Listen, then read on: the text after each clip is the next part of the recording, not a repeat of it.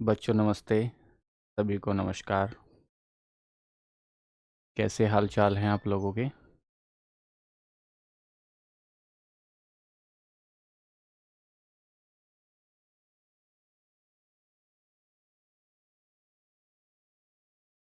सभी को नमस्ते। बताइए, आवाज़ वगैरह सब ठीक है?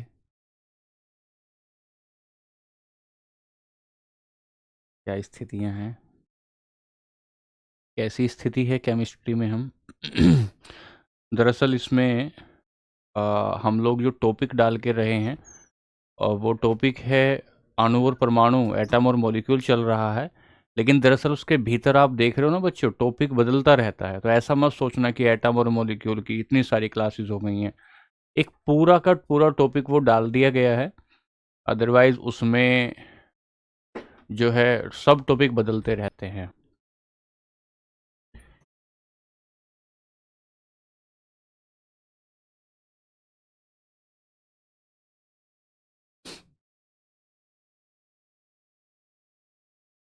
केमिस्ट्री अब हार्ड लग रही है।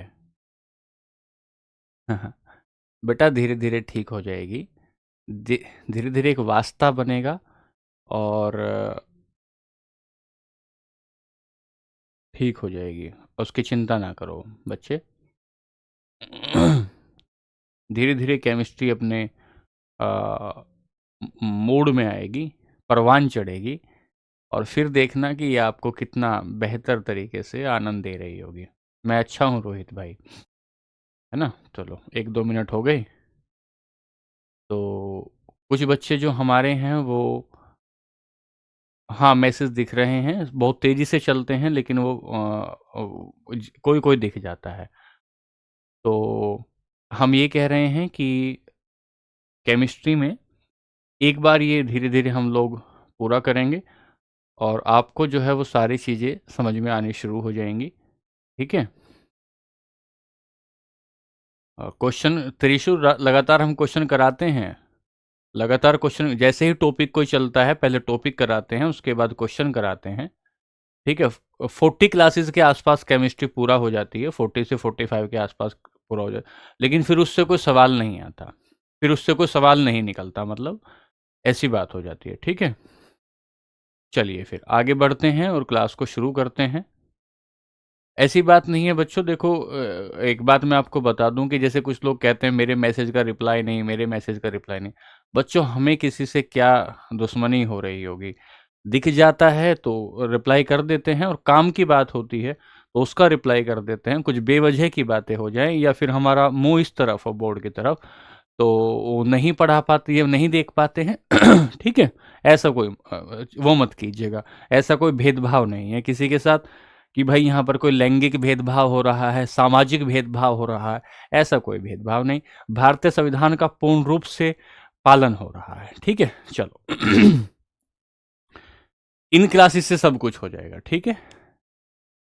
चलिए आइए शुरू करते हैं। तो हम लोग यहाँ शुरू कर रहे हैं, और मुझे ये बताइए कि क्या मैंने हिग्स बोसोन आपको करा दिया था क्या? हिग्स बोसोन करा दिया था क्या? मैंने आपको बताया कि जो है इलेक्ट्रॉन बता दिया, प्रोटॉन बता दिया, न्यूट्रॉन बता दिया, और न्यूट्रॉन के बाद पॉजिट्रॉन बता दिया, पॉजिट्रॉन बता दिया। क्या न्यूट्रिनो बता दिया था क्या? कितने बता दिए थे, एक बार बता दीजिए।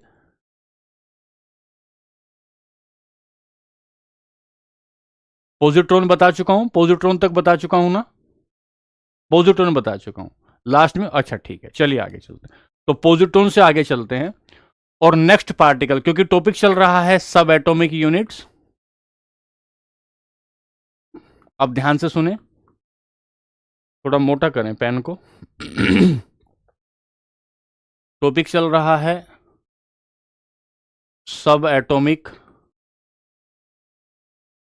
पार्टिकल्स।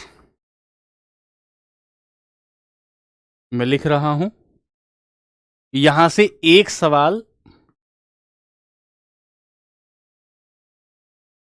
उपपरमाण्विक कण, यहां से एक सवाल आपके पेपर में आने की उम्मीद रहती है।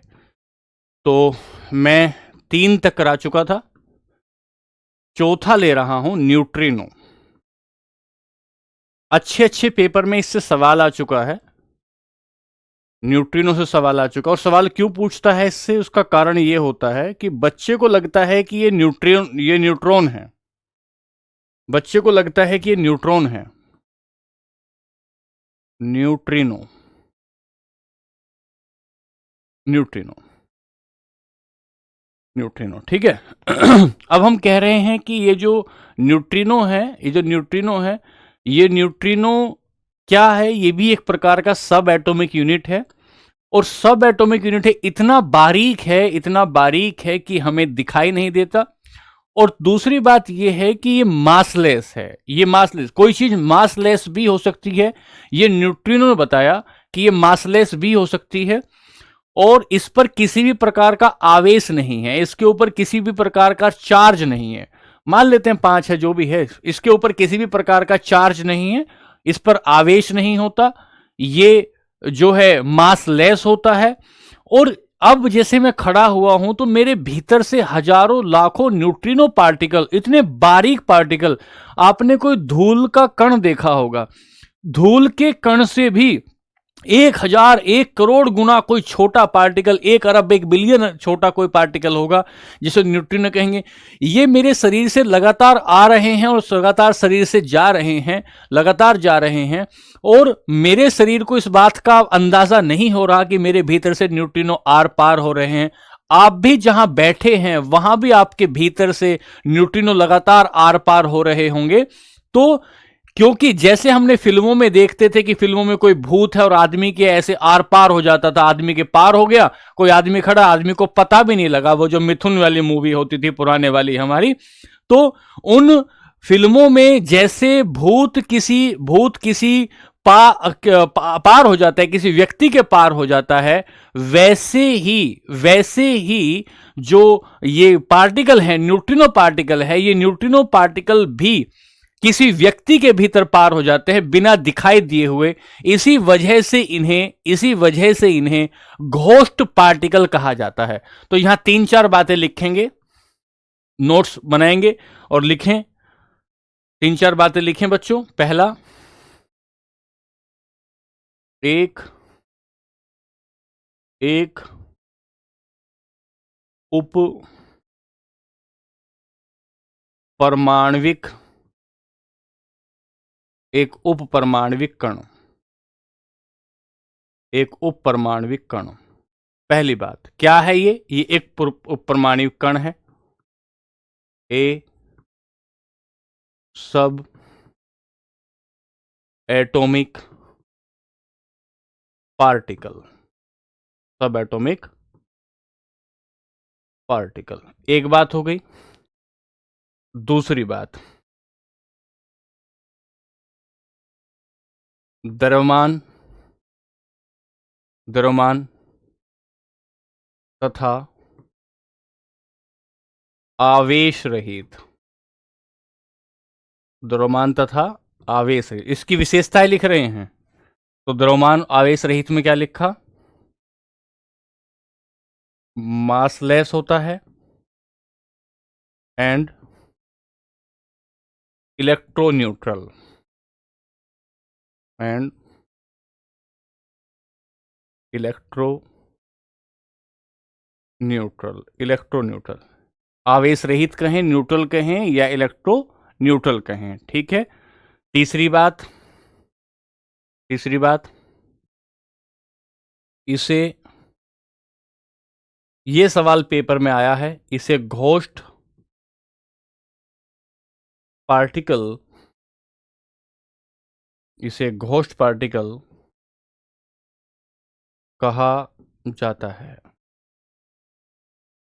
इसे घोस्ट पार्टिकल कहा जाता है, it is called ghost particle.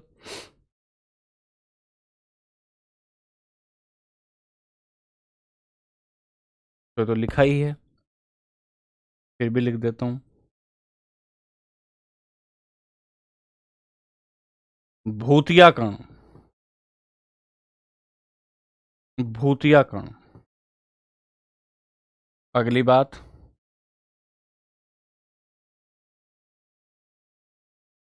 इसकी खोज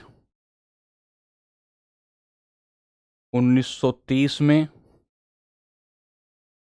में सर पाउली ने की थी।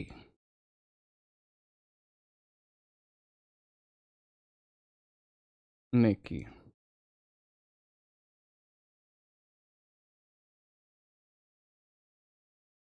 डिस्कवर्ड बाय सर पाउली इन 1930। इसमें से ये सवाल भी पूछा जा चुका है आपकी परीक्षा में, और इसमें से ये सवाल भी पूछा जा चुका है आपकी परीक्षा में। ये सवाल तो पीसीएस ने एक बार पूछ लिया है, और ये सवाल जो है, ठीक है, यहां से आगे चले कि इसकी खोज किसने की थी। अगली बात इसी में लिखें,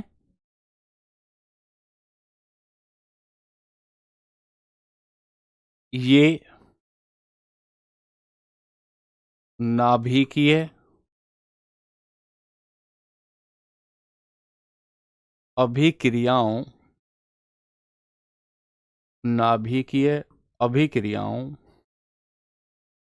में उत्पन्न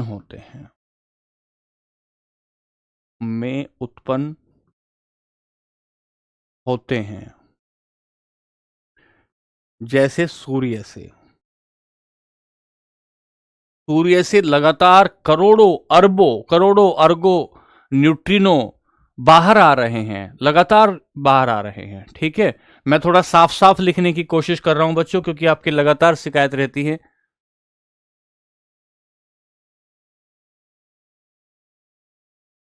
ओरिजिनेट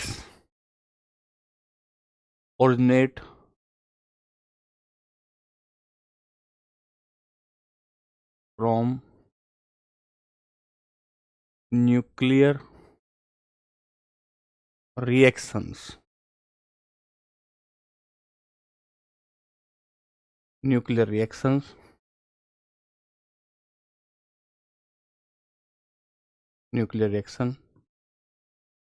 फ्रॉम सन, जैसे सन से। यहां पर लाइक लगा सकते हो, जैसे लगा सकते हो, जैसे सन से लगा रहे हैं। ठीक है, जैसे सन से, सूर्य से हजारों करोड़ों की मात्रा में लगातार न्यूट्रिनो बाहर निकल रहे हैं। इतना बारीक कण है कि हमारे शरीर से बाहर हो जाता है, क्योंकि कोई चार्ज नहीं है तो रिएक्शन भी नहीं करता, तो केमिकल रिएक्शन भी नहीं करेगा। बात समझे इस बात की। ठीक है, कहीं भी नाभिकीय रिएक्शन का मतलब क्या होता है, जब कहीं लिखे कि न्यूक्लियर रिएक्शन का मतलब, तो न्यूक्लियस, अब तो आप समझ रहे होंगे न्यूक्लियस कहां है। न्यूक्लियस के भीतर जब भी विखंडन होता है, उसमें एक्सप्लोजन होता है, या दो न्यूक्लियस आपस में मिल रहे होते हैं, उन सारी इस तरह की क्रियाओं को न्यूक्लियर रिएक्शंस बोल देते हैं। ठीक है, ठीक है, आगे चलें। ये बात हुआ, तो यहां तक हमने इतना समझा कि सब एटॉमिक पार्टिकल पढ़ रहे हैं, न्यूट्रिनो पढ़ा, एक उपपरमाणुविक कण है, मासलेस होता है, इसमें चार्ज नहीं होता, इसको घोस्ट पार्टिकल कहा जाता है। सर पाउली ने इसकी खोज की 1930 में। ठीक है, अगला छठा लेते हैं, सिक्स्थ लेंगे, और सिक्स्थ जो होगा उसे कहेंगे पाई मेसोन।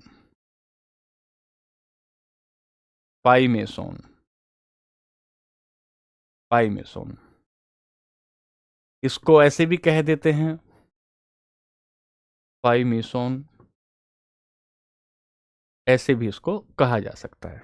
ठीक है, तो इसमें ज्यादा बातें नहीं है, 3-4 बातें लिखनी है। एक सवाल इससे एक बार आ गया है, उस वजह से दोबारा ना आ जाए, तो हमें दोबारा इसको लिखना होगा। पाई मेसोन में क्या लिखना है, इसकी खोज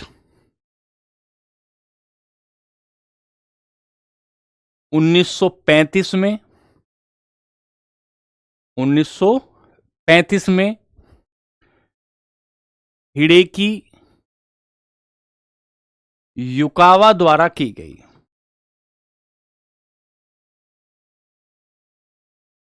ये नाम पूछा है,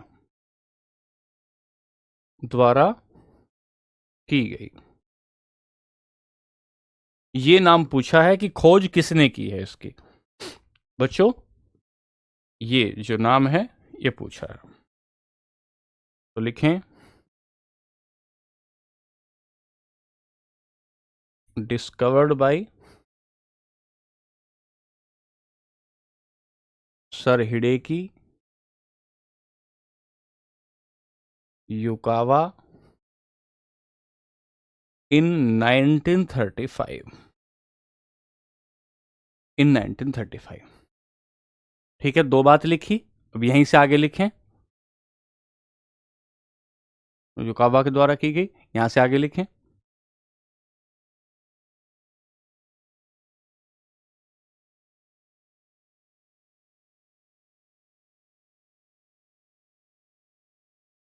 ये 3 प्रकार के हैं, ये 3 प्रकार के होते हैं।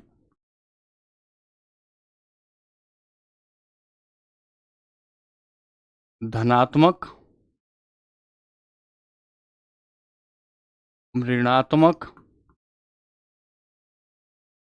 तथा आवेश रहित। ये सवाल भी आने की संभावना रहती है। ऐसा कौन सा उपपरमाणविक कण है जो पॉजिटिव भी हो सकता है, जो नेगेटिव भी हो सकता है, जो न्यूट्रल भी हो सकता है?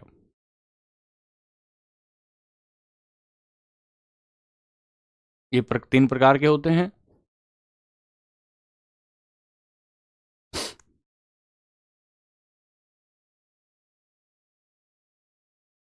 पाइमेसोन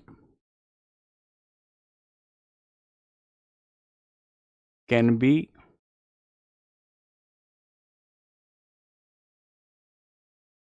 positively charged, positively and negatively charged,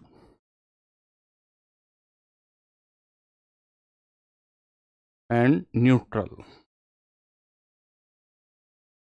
neutral जब लिखते हैं इसका मतलब होता है इलेक्ट्रो न्यूट्रल, मतलब विद्युत का उदासीन होता है। इलेक्ट्रो न्यूट्रल मतलब विद्युत का उदासीन होता है। 3 प्रकार के होते हैं पाइमेसोन, ये यहां से लिख रहा हूं। कोई पूछेगा पाइमेसोन क्या है, तो बताएंगे सर एक प्रकार का सब एटॉमिक पार्टिकल है। सर इस पर कैसा चार्ज होता है, तो इस पर चार्ज पॉजिटिव भी हो सकता है। अगर पॉजिटिव पाइमेसोन हो तो पॉजिटिव चार्ज है, नेगेटिव पाइमेसोन हो तो नेगेटिव चार्ज है। और इसकी खोज किसने की थी, तो इसकी खोज की थी हिडेकी युकावा ने। कब की थी, 1935 में। 1935 कौन सा है, अरे वो है जब हमारे यहां भारत शासन अधिनियम 1935 में आ रहा था और हम राज्य और केंद्र में अलग अलग तरह की सरकारें बना रहे थे, वो बात चल रही थी। हम तो आजाद भी नहीं हुए थे तब ये लोग इतनी बड़ी बड़ी खोज कर रहे हैं। और अगला लेते हैं इसमें, नेक्स्ट जो पार्टिकल होगा दैट इज फोटोन। ये तो आपने बहुत सुना होगा। जब आप ज्योग्राफी पढ़ते हैं ना, और ज्योग्राफी में सन हीट पढ़ते हैं, सनलाइट पढ़ते हैं या सन हीट पढ़ते हैं, इंसोलेशन जब उसका आना, जब आप सूर्य की किरणों का आना पढ़ते हैं और वहां पढ़ते हैं बादल बनते हैं, कहां बारिश होती है, ये सारी चीजें पढ़ते हैं ना, तो वहां फोटोन का जिक्र होता है। वहां एक कंसेप्ट आता है हीट बजट का। वहां एक जिक्र होता है, क्या जिक्र होता है कि जो प्रकाश की लाइट है, जैसे बूंद बूंद से सागर बनता है, ऐसे ही फोटोन फोटोन मिलाकर लाइट बनती है। तो क्या आप ये नहीं कह सकते कि प्रकाश की सबसे छोटी यूनिट क्या है? प्रकाश की छोटी यूनिट क्या है? प्रकाश की जो छोटी यूनिट होती है उसे हम फोटोन कहते हैं। बूंद बूंद से सागर बना, ऐसे ही फोटोन फोटोन मिलकर प्रकाश बना है। फोटोन फोटोन मिलकर प्रकाश बना है। तो क्या कहेंगे, प्रकाश के छोटे छोटे बंडल को, छोटे छोटे पैकेट को हम फोटोन कहते हैं। यह डेफिनेशन आ सकती है। बहुत बेसिक पढ़ा हुआ होगा तो सवाल फिर हाथ से निकलता नहीं बच्चों। अरे क्या हो गया है ये, ऐसा क्यों करता है?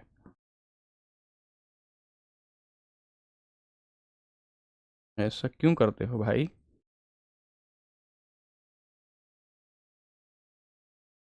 फोटोन,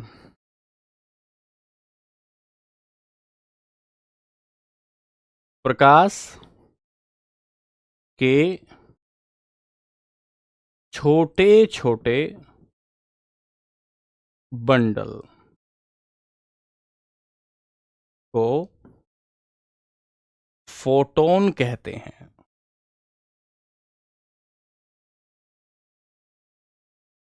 फोटोन कहते हैं। प्रकाश के छोटे छोटे बंडलों को फोटोन कहते हैं।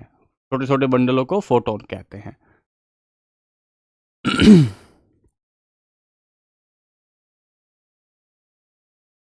Smaller packets of light is called photon। तो अगर ये प्रकाश के बंडल हैं, प्रकाश किसे कहते हैं सर? ठीक है, प्रकाश किसे कहते हैं?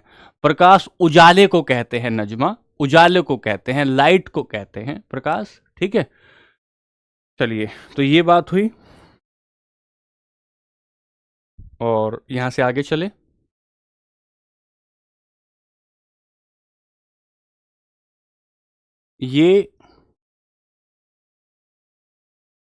ये सवाल एक आया, प्रकाश के वेग से गति करते हैं, गति, अरे भाई, से गति करते हैं और कितनी होती है? 3.8 इंटू 10 की पावर 3 इंटू 10 की पावर 8 होती है शायद। प्रकाश की गति किसी को याद आ रही है? 3 इंटू 10 की पावर 8 होती है।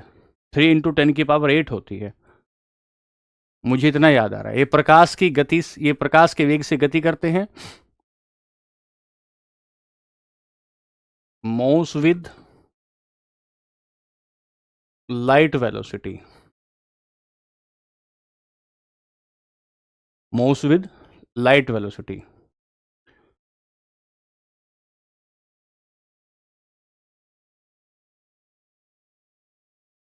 ठीक है, यहां तक की बात हो गई।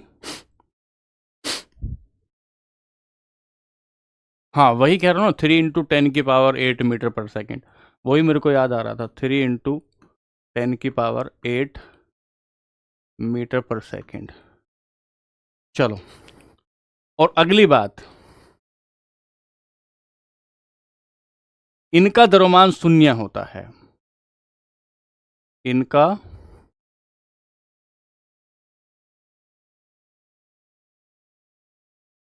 इस बात को समझना, एक बार इसको दिल तक लेके जाना।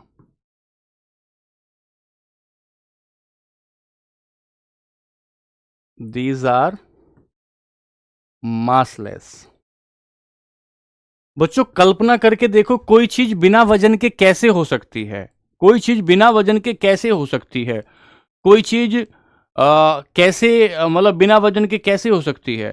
तो ये है ना, ये जो होती है बिना वजन का मतलब है कि आइंस्टीन ने ये कहा था कि एनर्जी मास में कन्वर्ट हो सकती है। आइंस्टीन ने ये कहा था कि एनर्जी जो है वो मास में कन्वर्ट हो सकती है और मास जो है एनर्जी में कन्वर्ट हो सकता है। तो फोटोन एक प्रकार की एनर्जी है, फोटोन एक प्रकार की एनर्जी है। तो मास अगर एनर्जी में कन्वर्ट हो जाएगा तो फोटोन मासलेस हो गया, क्योंकि वो मास किस में कन्वर्ट हो गया? वो मास कन्वर्ट हो गया है एनर्जी में। ठीक है, चलिए यहां से आगे आगे। अब अंतिम जो लिखना है बहुत खास है। अंतिम जो है वो बहुत खास है बच्चों। ये हो गया फोटोन, यहां से आगे लिखें 8 नंबर, और इसे लिखेंगे हिग्स बोसोन।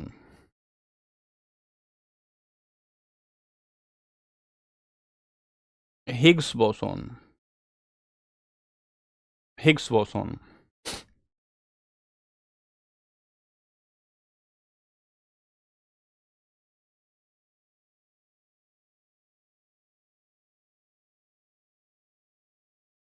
बहुत खास बात है। यहां से आगे लिखें, क्या लिखें? सुनो ध्यान से। पहला पॉइंट इसमें, इसे गॉड पार्टिकल कहा जाता है? यह सवाल पूछ सकता है।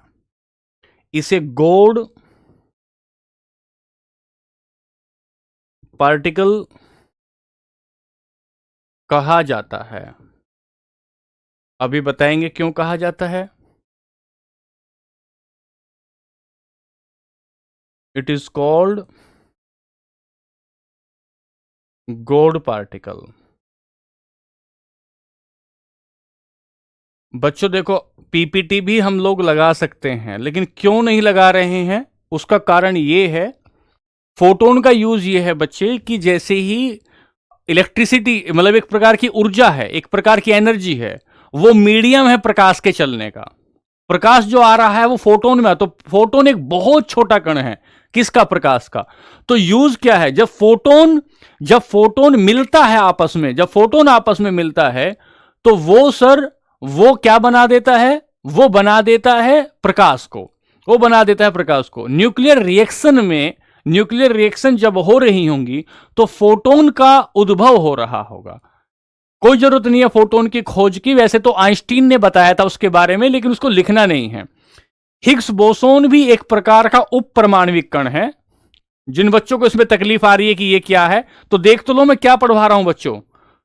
एक प्रकार का उप परमाणविक कण है। कंसंट्रेट होके पढ़े।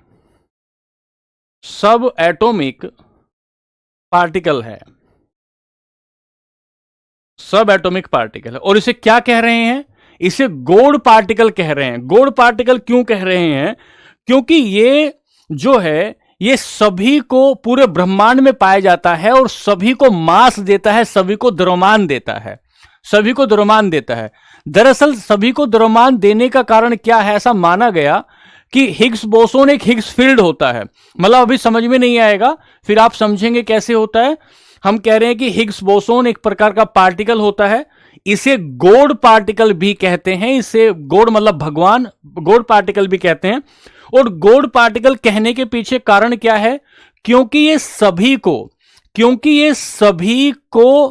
को द्रव्यमान देता है, सभी को मास देता है। और जब सभी को मास देता है तो इसने कहा भगवान ने सबको बनाया, तो जो बनाने वाला भगवान है अगर, और सबको मास देने वाला, द्रव्यमान देने वाला हिग्स फील्ड है, इसलिए कहते हैं इसे गॉड पार्टिकल कहा जाता है। ठीक है।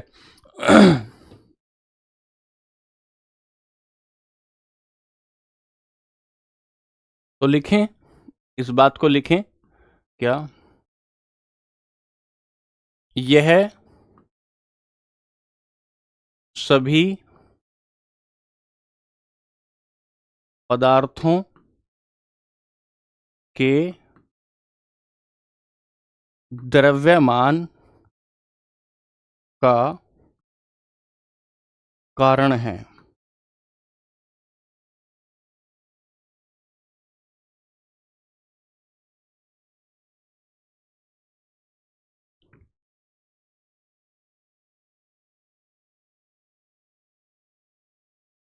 All particles. और अंतिम बात लिखें, इसकी खोज 1960s में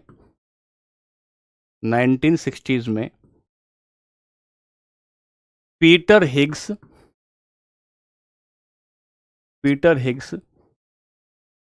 तथा सत्येंद्र नाथ बोस ने की थी।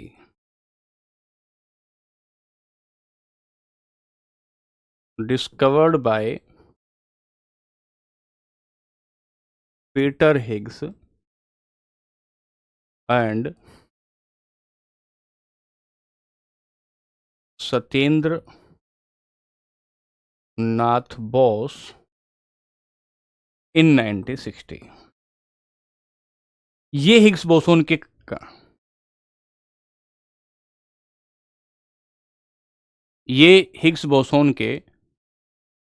कण थे। ठीक है। अब एक काम करते हैं, कुछ पीवाईक्यू लगाए गए हैं और उनको देखें, इस आधार पर तो हम लोग आगे बढ़ेंगे। ये हो गए सारे के सारे जो सब एटॉमिक यूनिट थी वो मैंने आपको करा दी। अब यहां से पेपर में देखते हैं सवाल। पहला पहला सवाल लेंगे कि generally the nucleus of an atom contain, nucleus में कौन कौन से पार्टिकल सब एटॉमिक पार्टिकल होते हैं।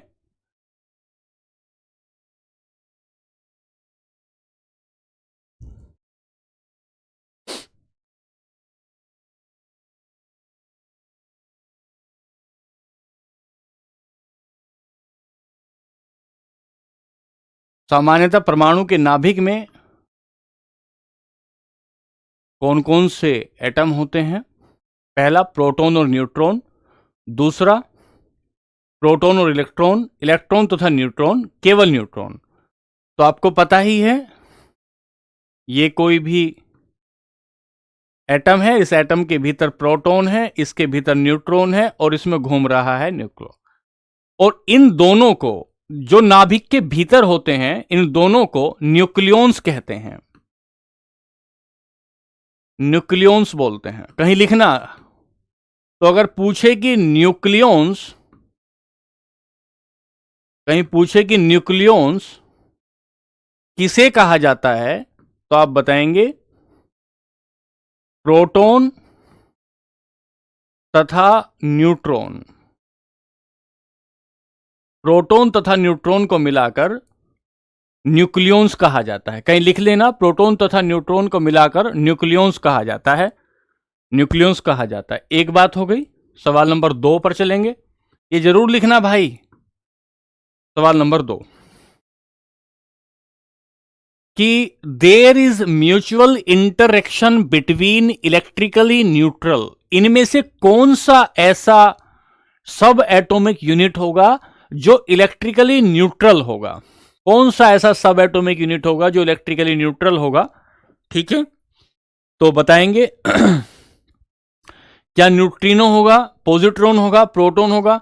ये तो इलेक्ट्रिकली न्यूट्रल पूछ रहा है। जब इलेक्ट्रिकली न्यूट्रल की बात करोगे बच्चों तो आपको ये कहना पड़ेगा इस पर तो पॉजिटिव चार्ज होता है, और अगर इस पर पॉजिटिव चार्ज है तो ये इलेक्ट्रिकली न्यूट्रल कैसे हो सकता है। इलेक्ट्रॉन पर नेगेटिव चार्ज है, और अगर इस पर नेगेटिव चार्ज है तो ये कैसे हो जाएगा। पॉजिट्रॉन पर पॉजिटिव चार्ज होता है, तो कौन बचा, न्यूट्रिनो बचा। देखो अब भी कुछ बच्चे गलत कर रहे हैं। क्यों गलत कर रहे हो भाई, इलेक्ट्रिकली न्यूट्रल पूछा। इलेक्ट्रिकली न्यूट्रल का मतलब है जिन पर आवेश ना हो, जिन पर आवेश ना हो।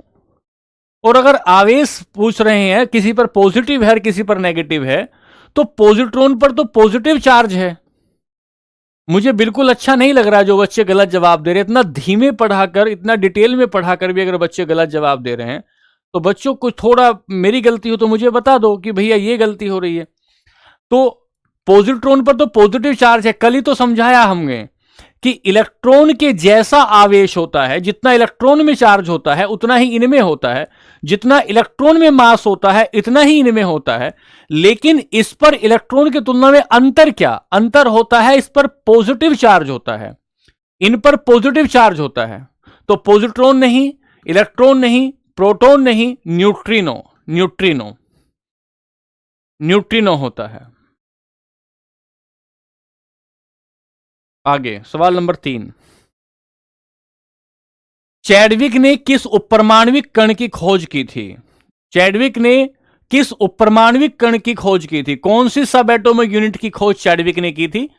तो आपको तो पता ही है, बचपन से आपने ये जो है ये पढ़ रखा है, ईंट पर नाच, ईंट पर नाच आपने पढ़ रखा है।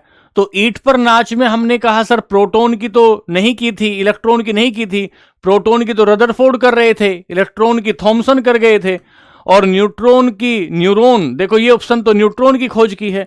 न्यूरॉन तो क्या होता है, न्यूरॉन तो दिमाग की कोशिकाएं होती हैं ना बच्चों, दिमाग की सेल होती है न्यूरॉन। तो न्यूरॉन का यहां क्या मतलब, ये तो सिर्फ किस लिए डाल दिया गया, बच्चों को कंफ्यूज करने के लिए डाल दिया गया है, सिर्फ बच्चों को कंफ्यूज करने के लिए डाल दिया गया। ये सवाल नंबर 3 हो गया। ठीक है, तो ये गलत है यहां पर। सवाल नंबर 4 पर चलते हैं। सवाल नंबर 4 क्या कहता है, इलेक्ट्रॉन की खोज किसने की। सारे वो सवाल हैं बहुत आसान जो आए हुए सवाल हैं। इलेक्ट्रॉन की खोज किसने की है?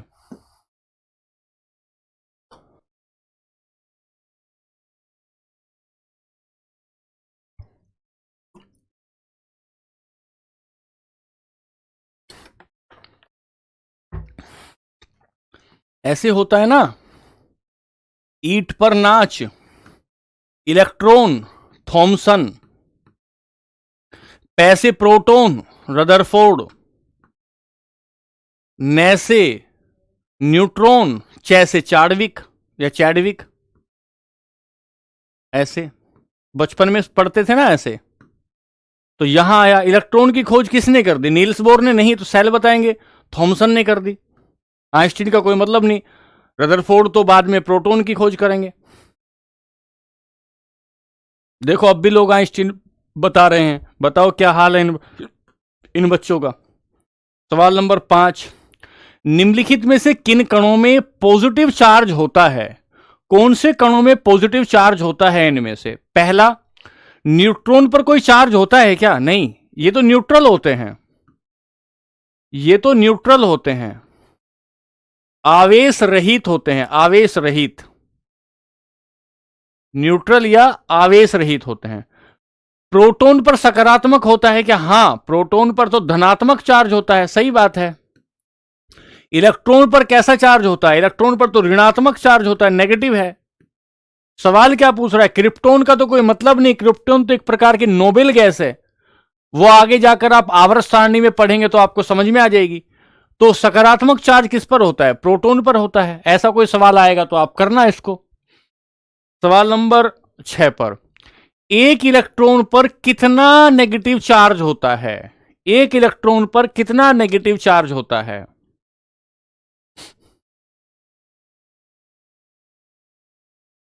प्रोटॉन की खोज गोल्डस्टीन ने नाम दिया था बच्चों।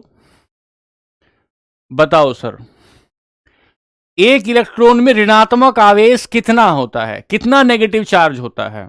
इलेक्ट्रॉन में पूछ रहा है। अगर हमें याद है तो हमने ऐसा लिखा था ना, 1.6 इंटू 10 की पावर -19 कूलाम। 1.6, ये तो देखते काट दूंगा, 18 है। 16 का कोई मतलब नहीं, काट दूंगा। 18 का कोई मतलब नहीं, तो 1.6 माइनस 19, 1.6 माइनस 19 कूलाम। ये सब पीवाईक्यू के सवाल हैं, ये नहीं कराऊंगा फिर कहोगे तेजी से निपटा दिया हमारा सिलेबस और कुछ कराया नहीं। और कराता हूं तो बोलेंगे जल्दी करा दिया, धीमे करा दिया, देर से करा दिया। ये नहीं करा दिया। न्यूट्रॉन के अलावा सभी परमाणु, ये तुम्हें याद करवाने के लिए बनाया है, ये पढ़ाया नहीं है, तुम्हें याद करवाने के लिए बनाया है ये सवाल। क्या सवाल बनाया है कि न्यूट्रॉन किसमें नहीं होते? न्यूट्रॉन किसमें नहीं होते? इस सवाल को भी ना छेड़ो, मैं अभी बताऊंगा आगे।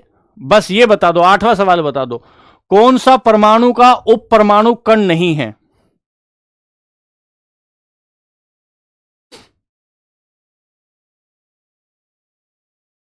बेसिक से आगे चलेंगे तो बताएंगे भाई, कौन सा परमाणु का उप परमाणु कण नहीं है? कौन सा परमाणु का कण नहीं है? तो हमने कहा सर न्यूट्रॉन है, प्रोटॉन है, इलेक्ट्रॉन है, जीनोन नहीं है। जीनोन नहीं है, जीनोन नहीं है। प्रोटॉन में कितना चार्ज होता है? प्रोटॉन का आवेश कितना होता है? प्रोटॉन में कितना आवेश होता है? तो आपको पता है 18 का कोई मतलब नहीं, 18 का कोई मतलब नहीं। इसका प्लस देख के यहां यहां यहां जो है परेशान मत हो जाना कि ये प्लस है, नहीं। 1.6 10 की पावर -19 गुलाम होता है, -19 गुलाम होता है। ठीक है, ये हमारे कुछ सवाल हुए जो पीवाईक्यू के हुए। अब यहां से आगे चलते हैं, यहां से आगे चलते हैं बच्चों। चलो अब एक हेडिंग डालेंगे और हेडिंग का नाम होगा कुछ प्रमुख तथ्य, सम इंपोर्टेंट फैक्ट्स, कुछ प्रमुख तथ्य। फैक्ट्स लिखना बच्चों, मैं बोलूंगा और आपको लिखना है। पहला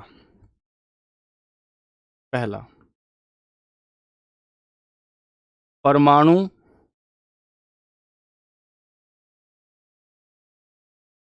की त्रिज्या, रेडियस ऑफ एटम। सवाल पूछेगा परमाणु की त्रिज्या कितनी होती है, रेडियस ऑफ एटम कितना होता है, तो आप बताएंगे 10 की पावर -10। ये जो 10 की पावर -10 होता है, 10 की पावर -10 होता है, इसे लिखते हैं एंगस्ट्राम। इसे एंगस्ट्राम लिखते हैं। जो बच्चे आर्ट साइड से हैं उनको ये ऊपर माइनस देखते ही जो है पसीना आने लगता है, मैं उनको बता दूं, जब बहुत बड़ी बड़ी लंबाइयां हमें नापनी हो और जब बहुत छोटी लंबाई नापनी हो या जब बहुत बड़ी लंबाई नापनी हो, तो उसे 10 के मल्टीप्लिकेशन में हम नापते हैं। कैसे नापते हैं? अगर हम 10 की पावर 0 ले लें और फिर यहां से आगे ले 10 की पावर 1, 10 की पावर 2, 10 की पावर 3, 10 की पावर 6 ऐसे करते चले और 10 की पावर 9 ऐसे करते चले, और फिर इधर चलें 10 की पावर -1, 10 की पावर -2, 10 की पावर -3, 10 की पावर -6, 10 की पावर -9 और 10 की पावर -10। देखो यहां आए हैं हम, यहां आए हैं, ठीक है, यहां आए हैं। तो हमने बताया कि 10 की पावर -10 को क्या कहते हैं? कूलाम कहते हैं। बनाने वालों ने इनके कुछ नाम बनाए हैं, जैसे 10 की पावर 1 पर जाएंगे, इसको डेका कहते हैं, ये फिजिक्स में पढ़ोगे। इसको हेक्टा कहते हैं, इसको किलो कहते हैं, इसको मेगा कहते हैं, इसको गीगा कहते हैं। इधर जाओगे इसे डेसी कहते हैं, डेसीमीटर सुना होगा। इसको सेंटी कहते हैं, इसको मिली कहते हैं, मिलीमीटर। इसको 10 की -6 को माइक्रोमीटर कहते हैं, इसको नैनोमीटर कहते हैं, नैनो। और इसे कह रहे हैं एंगस्ट्राम। एंगस्ट्राम। कोई चीज 10 की तुलना में 10 गुना बड़ी, ये 10 गुना बड़ा, ये 10 की तुलना में 100 गुना बड़ा, ये 10 की तुलना में 1000 गुना बड़ा, ये 10 की तुलना में 1,00,000 गुना बड़ा, ये 10 की तुलना में और बड़ा, ये 10 की तुलना में 10 गुना छोटा, 100 गुना छोटा, 1000 गुना छोटा। ऐसे करते हुए चलोगे तो आपको समझ में आ जाएगा कि ये मैं क्या बताने की कोशिश कर रहा हूं कि परमाणु की जो त्रिज्या होती है उसे 10 की -10 में नापा जाता है। उसे 10 की -10 में नापा जाता है। बात समझिए आप। यहां से आगे चलें, हो जाएगा ठीक। यहां से आगे चलें, अगला पॉइंट, नाभिक की त्रिज्या।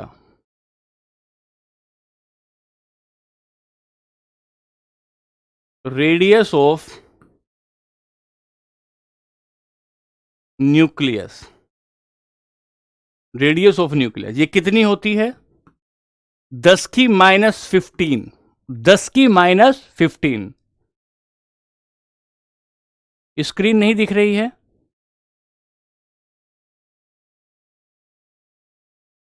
नहीं, लिखने की जरूरत नहीं है, मैंने आपको बताया है। बस मैंने आपको सिर्फ बताया है कि ऐसे नापा जाता है। 10 की -50। इसे क्या बोलते हैं? इसको फेम्टो या फर्मी कहा जाता है।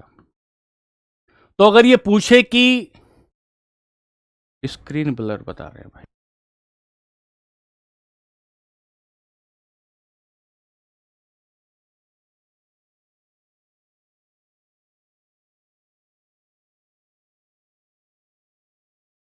तो इसको ऐसे मान के चलेंगे, इसको ऐसे मान के चलें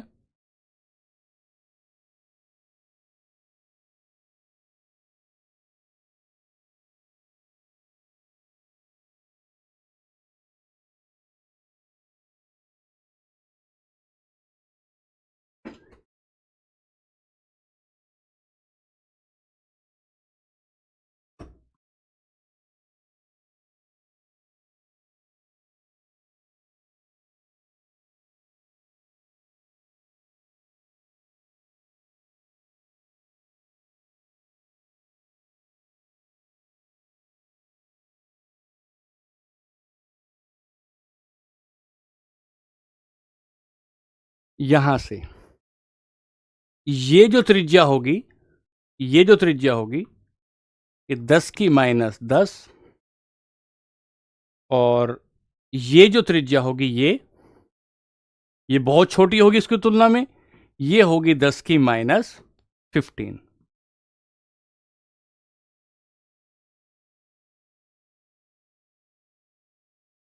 10 की -15, दो बातें हुई, ऐसे लिख लो इसे। अच्छा ठीक हो गई है, ठीक है, ठीक हो गई है। अब एक बात और लिखें, एक बात और लिखें,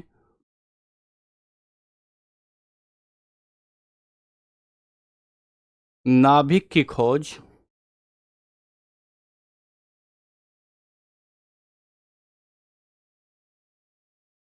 डिस्कवरी ऑफ न्यूक्लियस इसके द्वारा की गई,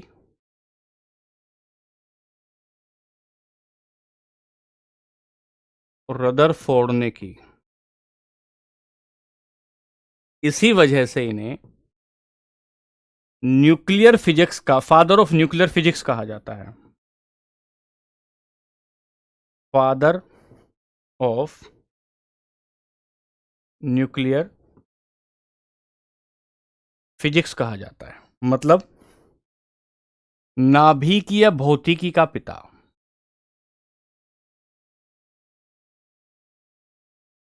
नाभिकीय भौतिकी का पिता। तो पूछेगा कि फादर ऑफ न्यूक्लियर फिजिक्स कौन है, फादर ऑफ न्यूक्लियर फिजिक्स कौन है। इसके बाद चैप्टर होगा भाई इलेक्ट्रॉनिक विन्यास का, इसके बाद चैप्टर होगा इलेक्ट्रॉनिक विन्यास का। हाँ डायग्राम बना लो, ठीक है। तो पूछेगा फादर ऑफ न्यूक्लियर फिजिक्स कौन है, तो भाई फादर ऑफ न्यूक्लियर फिजिक्स जिन्होंने न्यूक्लियस की खोज की है। यहां से आगे चलिए, एक बात और यहीं लिखते चलेंगे, न्यूक्लियस की ही बात है तो उसे भी यहीं शामिल करेंगे। नाभिक का स्थायित्व,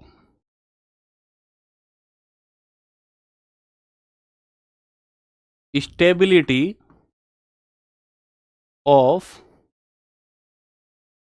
न्यूक्लियस, नाभिक का स्थायित्व, stability of nucleus, stability of nucleus, stability of nucleus. भाई फिर ब्लर, तो लिखें नाभिक का, इसको लिख लीजिए, स्थायित्व नाभिक में। अभी भी ब्लर हो रही है क्या स्क्रीन, अभी भी क्लियर नहीं दिख रहा है क्या, अभी भी ब्लर हो रही है क्या बच्चों स्क्रीन।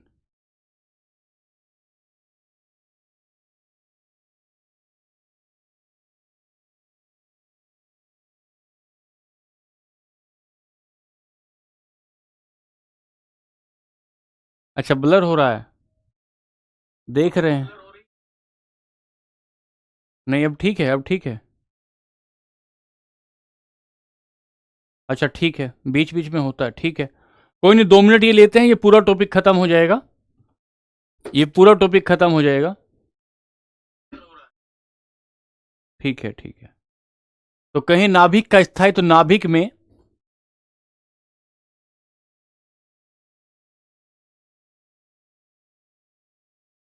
न्यूट्रॉन तथा प्रोटॉन की संख्या के अनुपात पर निर्भर है, के अनुपात पर निर्भर होता है। इसको नोट बना के लिख लेना, stability of nucleus depends upon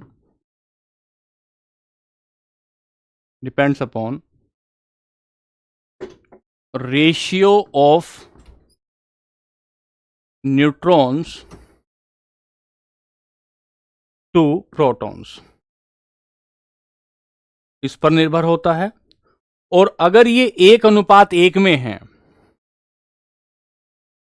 अगर एक संख्या इलेक्ट्रॉन की है, ये न्यूट्रॉन, इलेक्ट्रॉन, ये न्यूट्रॉन, और ये प्रोटॉन है, यदि दोनों बराबर मात्रा में है तो कहेंगे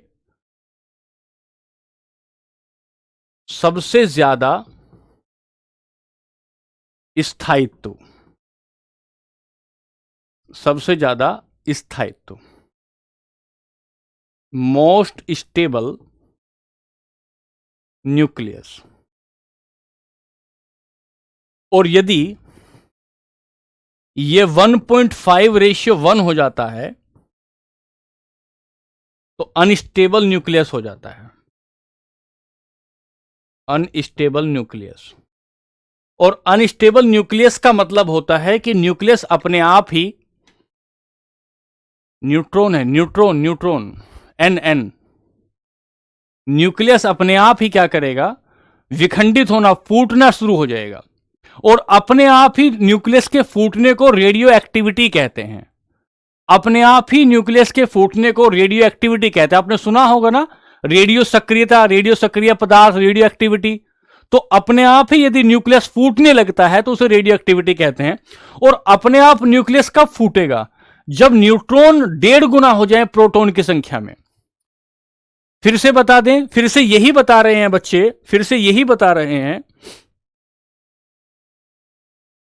फिर से यही बता रहे हैं कि अगर न्यूक्लियस के भीतर, अगर नाभिक के भीतर अस्थायी नाभिक, आपने एक शब्द सुना होगा ना, रेडियो सक्रियता, रेडियो सक्रियता। अब मैं इसकी बात लिख देता हूं, ये हिंदी में लिख लो एक बार या अंग्रेजी में लिख लो, देखो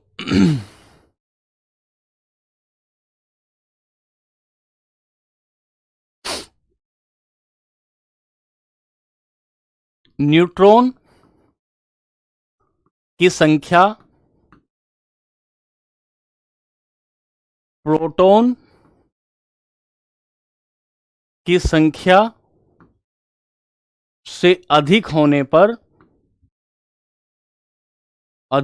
पर नाभिक में रेडियो सक्रियता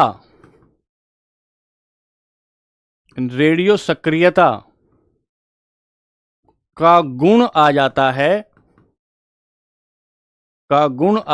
है, वह स्वतः ही अपने आप ही, वह स्वतः ही विखंडित, टूटने लगता है, वह स्वतः ही क्षय होने लगता है,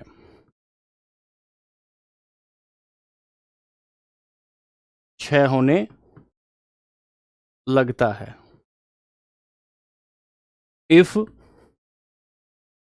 number of neutron is more than number of proton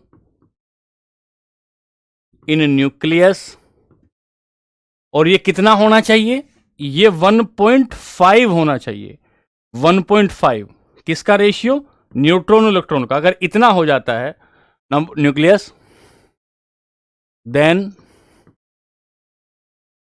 nucleus became radioactive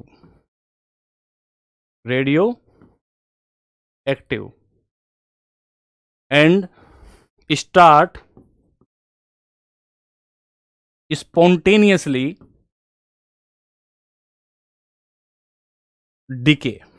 अब यहां से आपको एक बात समझ में आएगी कि रेडियो सक्रियता क्या होती है, रेडियो सक्रियता क्या होती है। सर यहां से आपको समझ में आएगा रेडियो सक्रियता क्या होती है।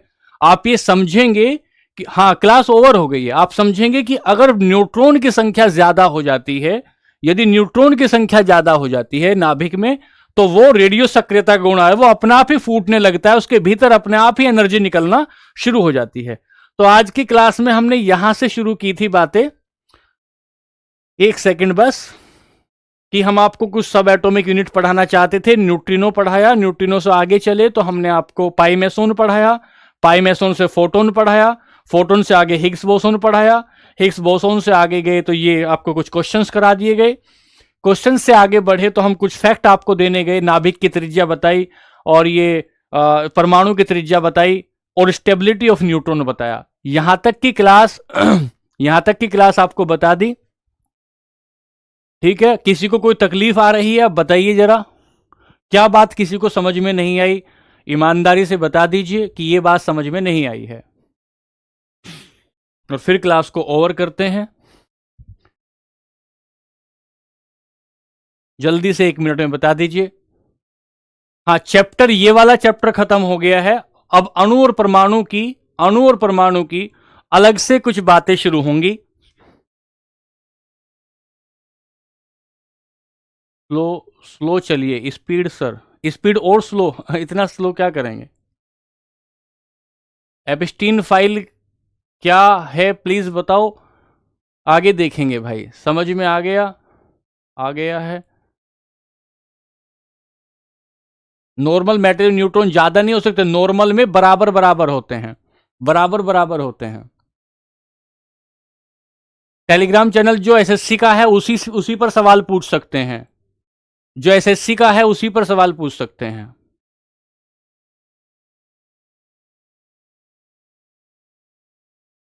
सर मेरा कमेंट आया है क्या? हाँ, सब आए, सबके कमेंट आ रहे हैं। सर न्यूट्रल बैलेंस कब होंगे? न्यूटन जब नेचर में देखते हैं तो बैलेंस ही मिलते हैं।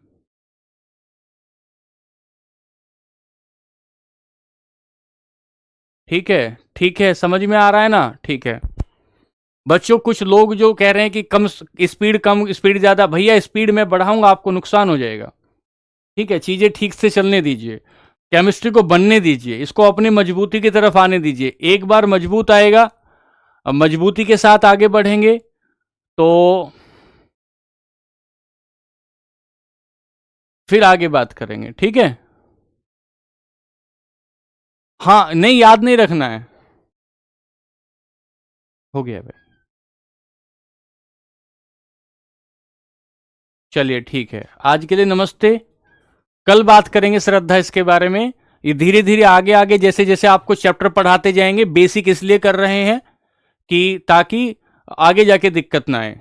आज के लिए नमस्कार, खुश रहिए, आनंदित रहिए, धन्यवाद।